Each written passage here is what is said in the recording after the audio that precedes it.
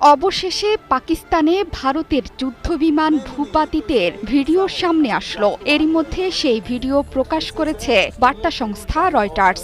ভারতের পক্ষ থেকে হামলার পর পাকিস্তানি সামরিক বাহিনীর মুখপাত্র জানিয়েছিলেন 5টি যুদ্ধবিমানের মধ্যে 3টি হলো ফ্রান্সের তৈরি রাফাল, একটি রাশিয়ার তৈরি সু-30 এবং অন্যটি মিগ-29 যুদ্ধবিমান। এর মধ্যে সু-30 ও মিগ-29 যুদ্ধবিমান সোভিয়েত আমলে তৈরি করা যুদ্ধবিমান। ভারতের আকাশসীমাতেই এসব যুদ্ধবিমানকে গুলি করে ভূপাতিত করেছে পাকিস্তান। ভারতের পক্ষ থেকেও স্বীকার করা হয়েছে যুদ্ধবিমান ধ্বংসের কথা।